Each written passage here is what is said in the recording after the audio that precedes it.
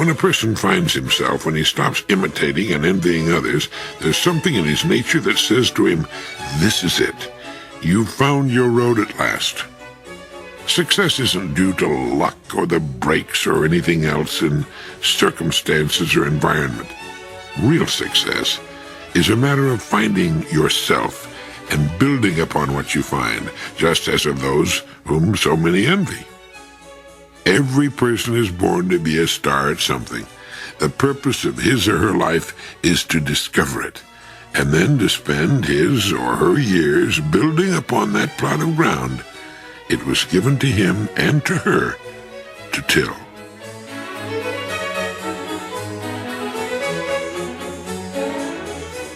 Now, in the final volume of this remarkable collection of Earl Nightingale's thoughts, we'll have the opportunity to hear some of Earl's ideas on happiness. Surely there is no desire that frustrates human beings more than their yearning for happiness. Although Earl never claimed to have a prescription for making people happy, he was convinced that just as our self-esteem and attitudes are determined by our mind, happiness is also a product of our own thinking. When people say, "I just want to be happy," it's because they fail to realize that happiness is not an end in itself, nor is it the result of possessions or external events. It is only by forgetting ourselves that we release our energies and experience the satisfaction that comes with achievement. Let's listen now as Earl examines how other great thinkers have approached this subject.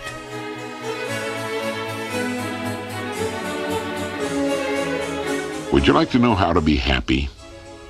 Well, the answer, believe it or not, is known. You may already know it. It took one of the most brilliant minds ever to appear on the earth to come up with the answer. His name was John Stuart Mill, who lived from 1806 to 1873, became an outstanding philosopher and economist. He's believed to have had perhaps the highest IQ of any person who has ever lived. So unless you think you're smarter, pay attention. John Stuart Mill said, "Those only are happy who have their minds fixed on some object other than their own happiness.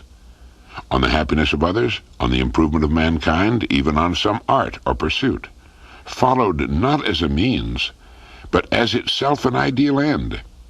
Aiming thus at something else, they find happiness by the way." Okay, to my mind, there's no doubt whatever that that is the true and only lasting path to lasting and meaningful happiness. The definition is so excellent, and people so often seem to be confused as to what happiness is all about. Let me repeat it.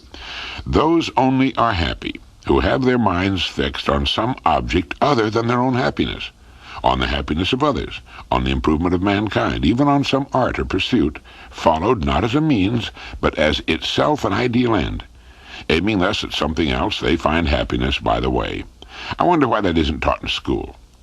I believe it's safe to say that not one person in 5,000 could give you an intelligent definition of what true happiness is all about.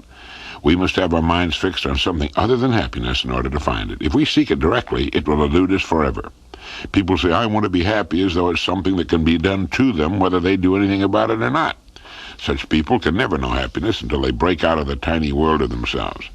Those only are happy who have their minds fixed on some object other than their own happiness. Therein lies the secret. The happiest people are usually the busiest people, almost always those whose business consists of serving others in some way. By losing themselves in what they're doing and where they're going, happiness quietly joins them and becomes a part of them. The miserable, unhappy people who cause such misery and unhappiness to others are the self-centered people, people who worry constantly about what they're getting out of it, rather than what they're giving. And the world is chock-a-bang full of them. Unfortunately, we see their harried, unhappy, furtive, ferret-like faces everywhere, pushing, their grasping hands extended. They fear life, they fear death, they're the pitiful caricatures of humanity, and they pay a terrible price for their ignorance. All right, no more mystery then as to what happiness is all about. If you're not happy, it's because you're not meeting John Stuart Mill's simple directions and definition. If you do qualify, you're a happy person. The thing I like about the definition, other than the fact that it's the best I've ever found, is that it places the responsibility for happiness directly where it belongs. Right smack on every one of us. We're responsible for our own happiness. We can't blame others.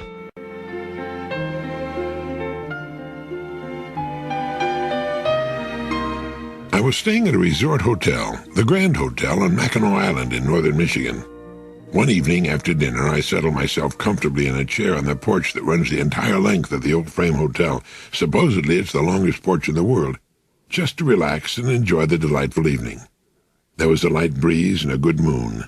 The lake was beautiful, and the lights of the passing ships could be seen. The evergreens stood out clearly in the moonlight, and it was altogether one of those really great times you remember. Before long, a young couple came strolling down the long porch. They were walking arm in arm, and I thought that they were all that was needed to make the picture complete. They walked slowly by me and then took seats not far away. They were silent for a moment, and I naturally thought that they were enjoying the remarkable beauty of the scene and the night as much as I was, when the young woman spoke. I know these were her exact words because I wrote them down as soon as I could stop laughing. She said, "I hate the smell of horses." There are no automobiles on Mackinac Island. All the transportation is done with horses, and they naturally lend their own unique flavoring to the island's atmosphere. I found it charming, and a lot less irritating than the noise and fumes of cars, taxis, and trucks. But what made me laugh, of course, was that in the midst of all that beauty on one of the most beautiful evenings of the year, in so romantic and charming a setting, the only thing the young woman noticed that was worth mentioning was the faint odor of horses. They looked at me in surprise when I laughed, so I had to explain why, which neither of them found to be amusing at all. In fact, the young woman seemed somehow offended, and they soon moved away from the strange character who not only eavesdropped but also laughed at them. The sad thing about it all was that the attractive young woman belongs to that vast army whose members make it their business to spend their lives focusing on the wrong things. I'll bet if the young man gave her a string of pearls, she'd busy herself with a minute inspection of the clasp. On a beautiful day, such people can spot that tiny cloud on the horizon. They don't appreciate the good qualities in people, but complain about their defects. If their children bring home report cards with 5 B's and 1 C, it's the C that'll get the comments and the attention. They don't look for what's right, but what's wrong. In a world of miracles and beauty, they see only horse droppings. If you mention this to them, they'll usually say you have your head in the sand, and they have it all backwards. There's nothing in the world that's perfect, and it's our job to eliminate as many defects as we can, but pity the poor people who go through life seeing only the fly specks on the window of the world.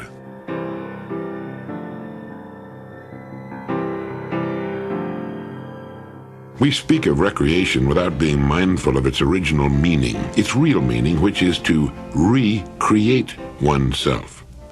Recreation should be recreation, a time so spent that we can reevaluate things, our lives, our work, our goals, our reasons for living, our service, our contribution, our education, our hobbies, our enjoyment of ourselves and others. A round of golf, great as it is, simply is not time enough, nor are a few sets of tennis or an afternoon poking around in the garden. We need more time than that. Several days, a couple of weeks or longer, and on a regular basis. For me, it's getting on the water in a boat. It's wearing comfortable old clothes and sailing out of sight of land with just the sea and the wind and the sky, and it's puttering and fixing things around the boat, sanding and varnishing and making little improvements. There's the therapy of the fresh air, the sea itself, the elements, and it's using your 2 hands, the most versatile instruments on earth, and the tools they've fashioned to help. Everyone has his own way, or should have his own way, of recreating himself, of renewing himself, so that he can turn again to the necessary pursuits of living with new interest and enthusiasm. What's yours? With one friend of mine, it's growing tomatoes.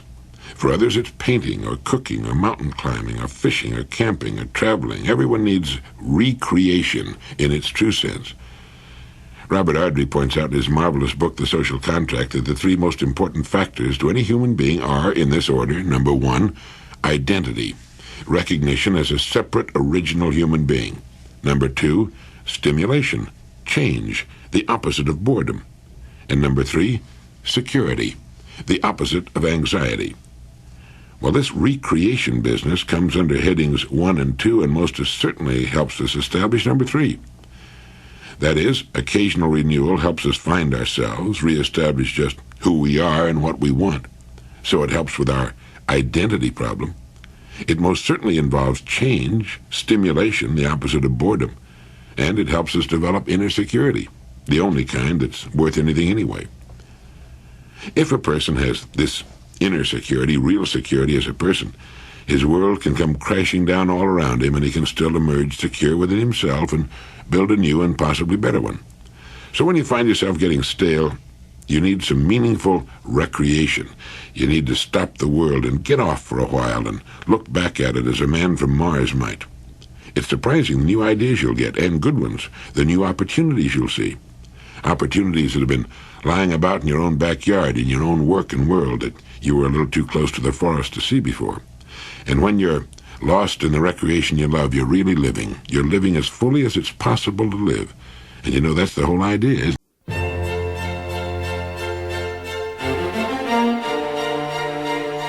One of the key thoughts implied by John Stuart Mill is that the responsibility for happiness rests solely upon ourselves. Whether it's through keeping one's senses open to the delights that are always nearby, or taking time to recreate oneself, we are responsible for what we think and are therefore responsible for how we feel. What happens when people put off being happy until some future condition is reached? What is the best way in which to experience our own discontent? The fact is that everything we need to be happy is present in our lives at all times, no matter what our temporary circumstances. Rather than searching, we need only forget ourselves and become participants in the drama of human existence. As the philosopher William James said so aptly, believe that life is worth living, and your belief will create the fact.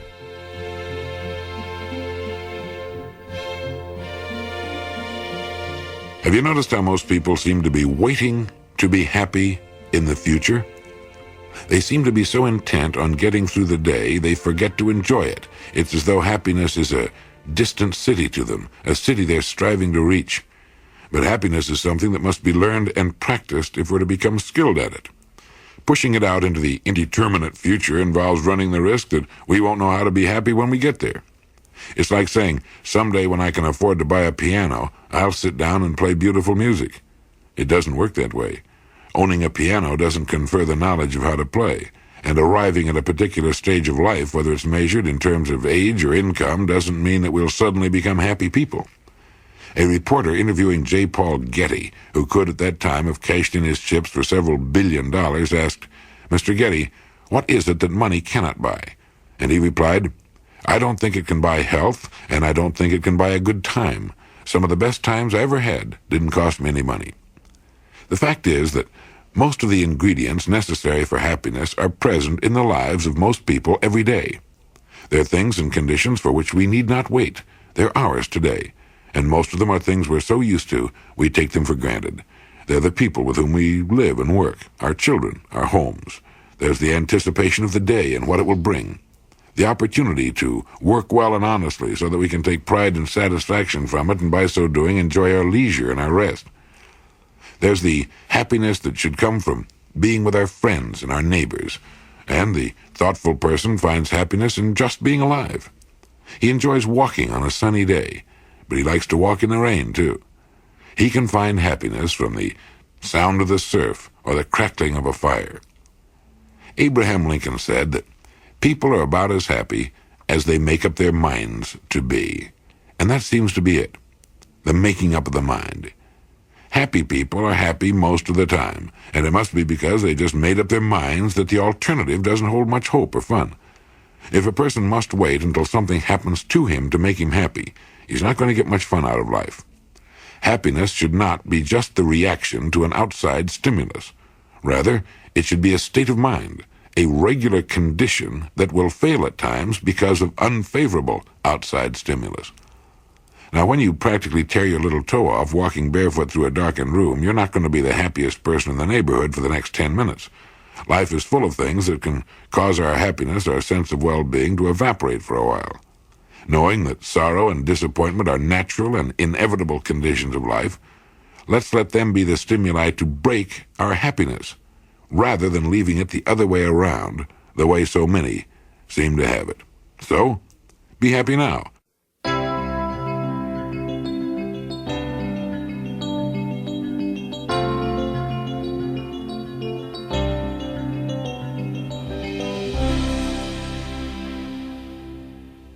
person can go a long way toward alleviating and understanding his discontent if he will understand the perverse nature of the human being. When a person works too hard or just works for a long, steady time, he becomes discontented and wants rest and relaxation. When he relaxes too long, he seeks work. When he's around too many people for too long, he longs for solitude. When he's alone too long, he longs for human companionship.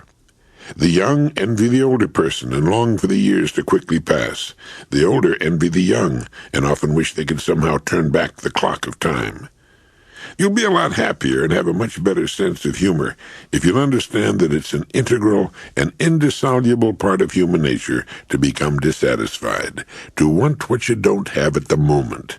Moments of complete and blissful satisfaction are wonderful but rare, and soon give way to a nagging desire for something else. And that's good. If we understand this part of ourselves, we can avoid frustration.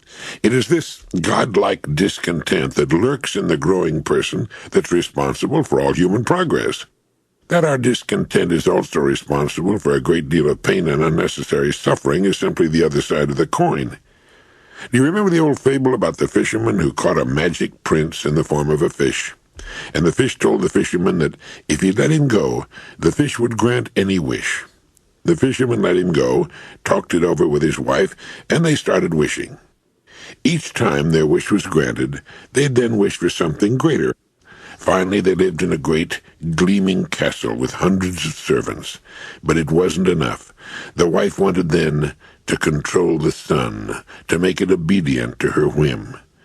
And when the fisherman asked for this wish, the finny prince was disgusted and took away everything.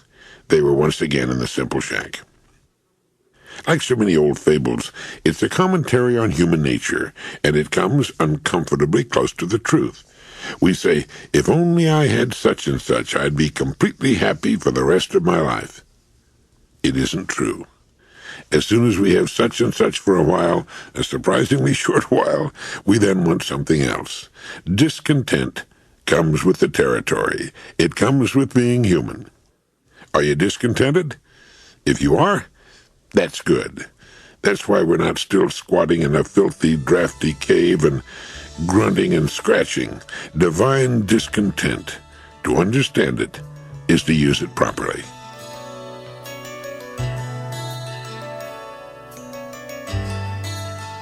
Let me give you some tips on how to be miserable. And don't laugh. There are literally millions of people who wouldn't trade their daily misery for all the gold in the world. You may know some of them. In fact, if you know 10 people, you probably know several of them. This may be an exaggeration, and it may not, too. The first step to real professional-type, solid, unremitting misery is to get all wrapped up in yourself and your problems, real or imagined. Become a kind of island, surrounded on every side by yourself. By turning all of your thoughts inward upon yourself, you can naturally not spend much or any time thinking of others and other things. And so finally the outside world, the real world, will disappear into a kind of Hitchcock-type fog. You'll know the world is there because every once in a while you'll bump into it. But for the most part it will be murky and indistinguishable. And it's right here that you have to understand an important but little-known fact. The type of person who turns inward upon himself doesn't have much in the wisdom department, or he'd never do it. And as a result, he doesn't have much to turn inward upon. He finds a kind of vacuum. So he must then invent things. And he invents things like the world is against him, which is the worst possible kind of conceit. The world isn't against him. It doesn't even know he exists. And as a result, it ignores him completely.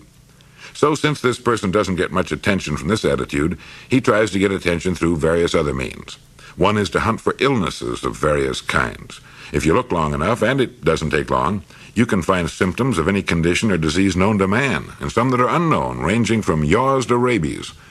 With your newfound illness, you've got something with which you hope to make everyone else as miserable as you are. So you tell them about it. They don't want to hear about it, but you tell them anyway. And you watch for signs of sympathy. And at first you get them. So you think you've got it made, and you keep this up with new and interesting medical problems. You wake up every morning feeling rotten, and you let the world know about it. But soon you detect a change. People begin to walk away as you approach. They don't want to hear your deadly recitation anymore. Even your family turns an uninterested deaf ear to your protestations of being on the brink of a slow and painful death. Well, this makes you angry. So childlike, you cry out that nobody cares whether you live or die, and by this time you're pretty close to the truth.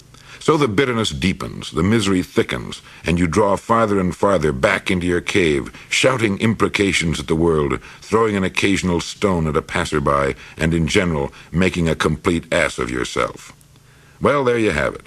One of the best and most common formulas for being miserable, and making those around you miserable as well. And it all starts with becoming too wrapped up in yourself, feeling that you're important somehow. Samuel Johnson wrote, "Many of our miseries are merely comparative. We're often made unhappy not by the presence of any real evil, but by the absence of some fictitious good." And a Hindu proverb says, "The miserable are very talkative," and they are, aren't they?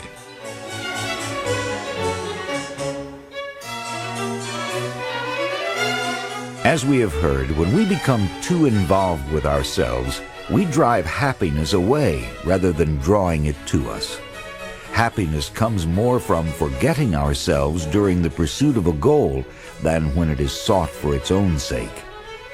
Dr. Ashley Montagu said it very well with this statement: "It is not the pursuit of happiness, but rather that happiness of pursuit that is most likely to yield the greatest gratification." When you continue, you'll discover the meaning of the Master Word, as well as other ideas on happiness.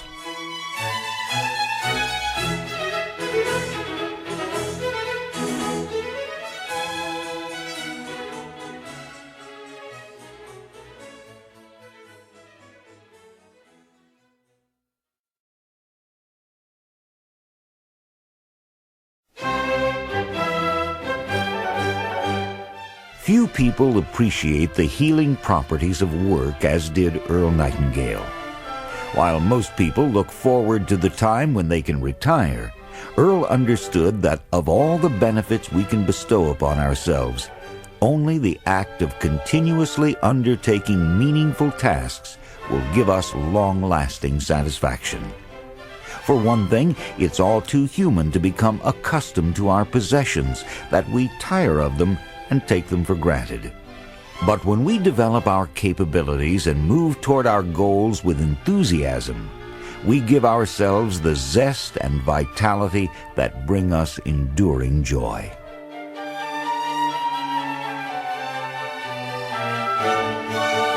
I ran across something interesting called the Master Word.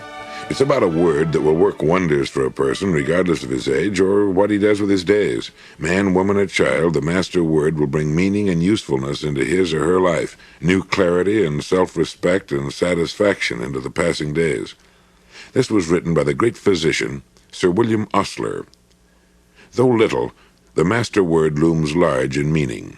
It is the open sesame to every portal, the great equalizer, the philosopher's stone which transmutes all base metal of humanity into gold. The stupid it will make bright, the bright brilliant, and the brilliant steady. To youth it brings hope, to the middle-aged confidence, to the aged repose.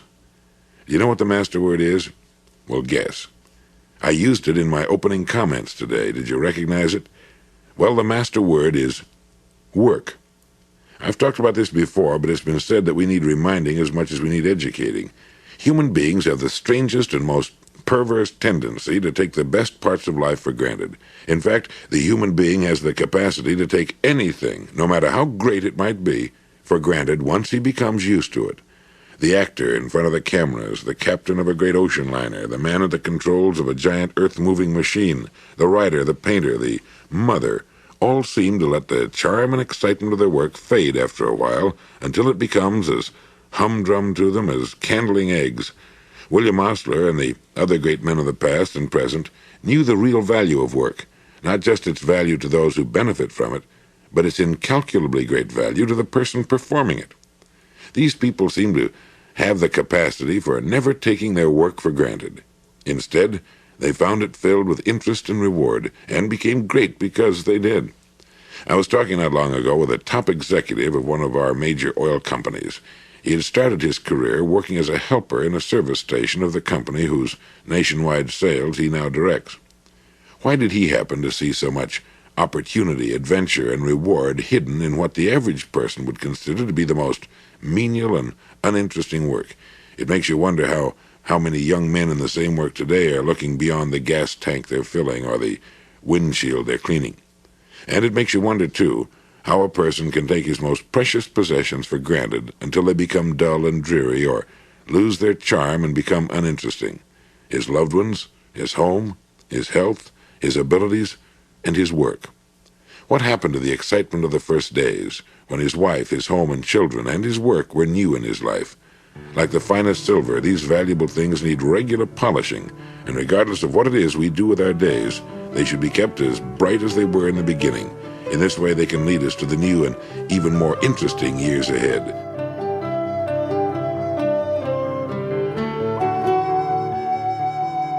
Dr. Paul Shearer, speaking of Job's impatience to get immediate and direct answers to his questions, said, "Greatness and peace and happiness are simply not proper ends for any human soul to set for itself. They are the byproducts of a life that is held steady like a ship at sea to some true course worth sailing." Terrific, isn't it? Greatness and peace and happiness are not proper ends for any human soul to set for itself. They are the byproducts of a life that has held steady like a ship at sea to some true course worth sailing. In other words, if the course to which you're holding is right, everything else you want will come as byproducts. Some true course. How does a person find some true course worth sailing? I remember some time back a man came to me for advice on how he might become a popular, sought-after platform speaker. He told me he enjoyed making speeches and wanted to make a career of it. I asked him what he wanted to say, and drew a complete blank. It became clear that he was ready to speak on any subject the Entertainment Committee wanted him to speak on. It wasn't the subject, it was just that he wanted to make speeches. I told him that he'd never become a great and sought-after speaker until he had something he wanted very much to say, something inside of him that burned to get out, that he felt needed telling. Speakers become great because of what they want to say. Greatness follows the zeal of their subject, and it's the same with some other true course worth sailing. A person needs to find the course in which he can lose himself, dedicate himself, and then the greatness and the peace and the happiness will come to him naturally as the bee comes to the blooming flower or a child runs to its parents. People who find their lives filled with confusion and uncertainty, with boredom and unhappiness, need to find a meaningful vehicle for their lives, something in which they can lose themselves completely. It needn't be some great cause, although it can be. It can be found usually in our present work, as a rule. It needs only be ferreted out. We need to know, we need to become, in the words of Dr. Maslow, self-actualizing. We need to become people who are steadily moving toward fulfillment, toward personal enrichment. Dr. J. Wallace Hamilton puts it pretty well when he asks and answers his own question. He writes, "What then are the basic laws of happiness, and how do we learn them? I suppose the clearest law upon which there's fundamental agreement is that this inner music of the soul, which we've named happiness, is essentially and inevitably a byproduct, that it comes invariably by indirection. To pursue it, to pounce upon it, to go directly after it, is the surest way not to obtain it. People who make a mission of seeking happiness miss it, and people who talk loudly about the right to be happy seldom are. It's a byproduct, an agreeable thing added in the pursuit of something else."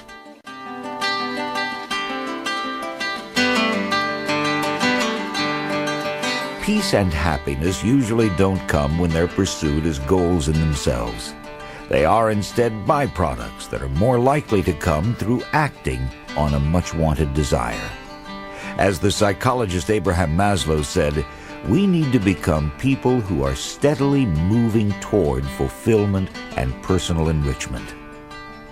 In this next section, we'll learn what can be done to help us stay on the course we've chosen, regardless of the economic and social conditions that change around us. We'll also hear of the pleasant surprises that occur along the way.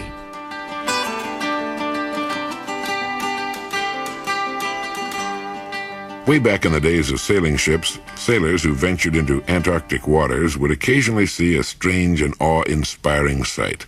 They'd see a great iceberg towering high out of the sea, moving against the wind. Now, since they depended upon the wind to drive their ships, they were keenly aware of its direction, and to see this great, shining, apparently inanimate monolith of ice moving mysteriously into the teeth of the wind was, to them, uncomfortably curious. It was not until much later that students of the sea learned of the great currents, which, like titanic rivers, moved their mysterious ways through the body of the sea. These icebergs, some so huge that it took days to sail past them, had their roots, 90% of their bulk, caught in these great currents, and they moved majestically along their way regardless of the winds and tides on the surface. I like this story because to me it's a wonderful example of the way a person should live his life. A person should have his roots deep in a great moving current, a moving stream of conscious direction which will keep him on course, sailing steadily toward the destination he's chosen, regardless of the economic and social winds that blow first this way and then that on the surface. In such a life, there's no great hurry, no frantic running about, no doubt or confusion.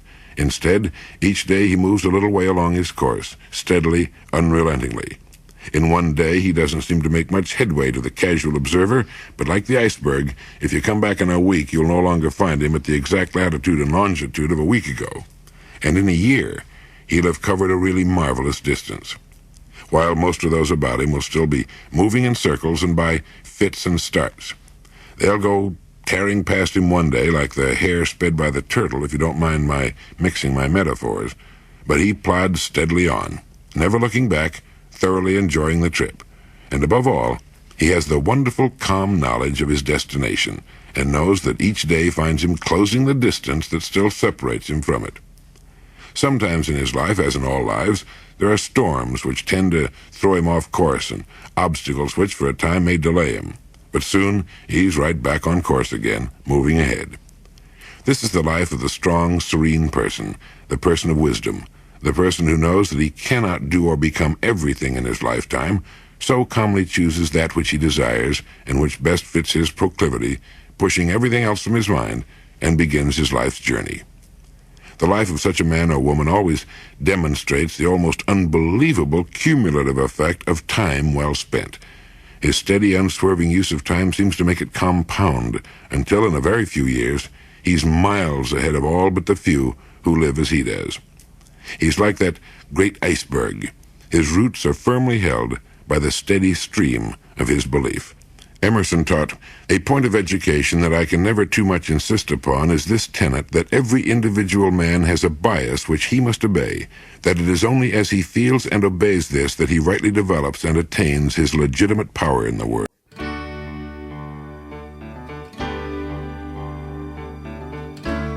There are few things more interesting than words. Here's one you can add to your vocabulary and to your way of life if you want to. The word is serendipity. S-E-R-E-N-D-I-P-I-T-Y, serendipity. The meaning of serendipity, according to the Oxford Dictionary, is the faculty of making happy and unexpected discoveries by accident.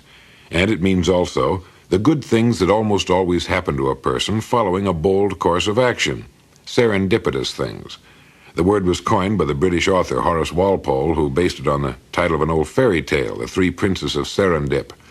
The princes in the story were always making discoveries of things they were not in quest of. Let's say you're trying to invent something. Frequently, you will stumble onto something entirely different and wonderful that you had no idea of discovering. Well, that's what serendipity means. Now, the point I want to make is that you wouldn't have made the serendipitous discovery if you hadn't been looking for something else. I'll bet you've heard people say of someone, "That's the luckiest guy in the world." But if you'll get to know the man, you'll usually find he's a busy, positive kind of individual who's always looking for new and interesting ways of doing things. Someone once defined luck as something you find when preparedness meets opportunity. It just won't happen usually unless a person's prepared for it.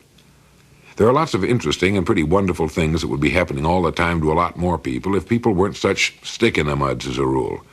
Take the person who hates his work, for example. There are millions of people, I suppose, who actually loathe the work they're doing.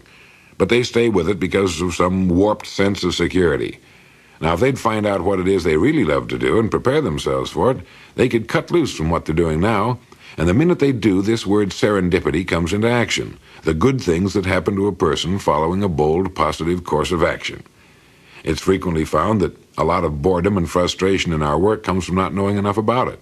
You'd be surprised at the number of people who know only their own job, and that in a limited way, and who have no idea what's going on in the rest of their business. For Frequently, a person in any given line of work can find interest, challenge, and just the job he's looking for right in his own business or industry if he's just taken the time to find out more about it. One of the greatest explorers who ever lived, Captain James Cook, began as an ordinary seaman. In 4 years, he had learned enough to become a master of his own ship, and later made the discoveries that, of course, made him famous. A happy, successful, serendipitous life, beginning as a common seaman. Another common seaman, named Joseph Conrad, studied and worked his way to become a ship's captain, and later wrote the wonderful stories of the sea that made him loved and famous. There isn't a single line of work where this hasn't happened. I just picked beginning as a common seaman as an example because that's fairly a small beginning. But the same applies to anything else. Serendipity, it's quite a word, and it'll apply to whatever you do for a living.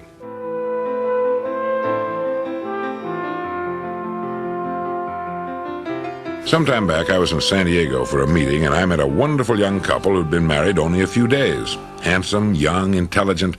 Well, it was a pleasure to see them together.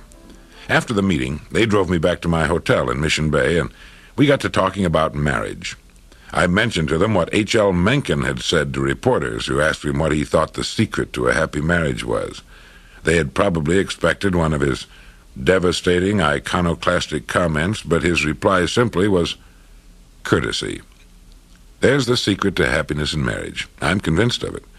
No matter how you turn that word, it comes out winning. The young couple was thoughtful, and they agreed with me. Courtship, marriage, should have its foundation on love and mutual respect, but the years ahead, a lifetime together, will depend upon that word Mencken passed along as the secret of a happy marriage: courtesy. If a man and woman will be courteous to each other, they'll never take each other for granted. Their marriage will never become dull and common and stale. Courtesy is the thing that keeps a love fresh and alive.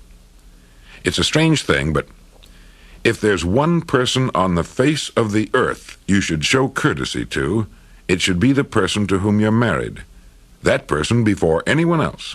And yet, well, you know as well as I do that in all too many homes, that's the last person to be treated with courtesy, thoughtfulness, and respect.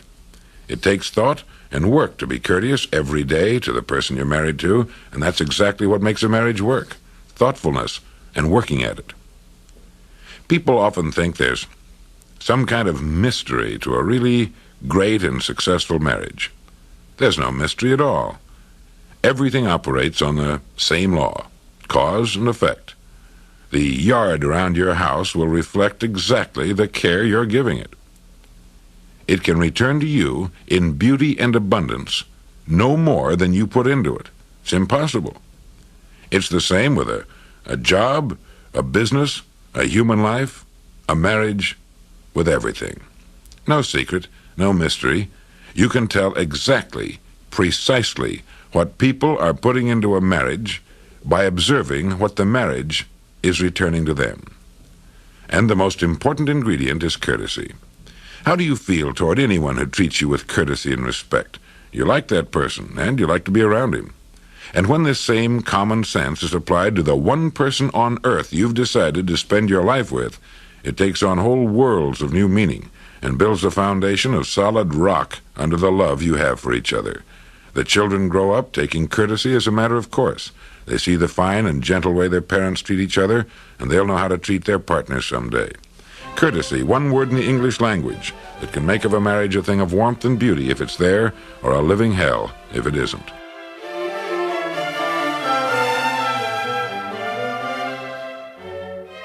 It's clear from these essays that happiness comes by making conscious decisions. We must decide to behave in ways that will create the kind of life we want to live. Whether it means actively pursuing a goal or making an effort to show courtesy to our spouses, the results are the same. It will bring happiness.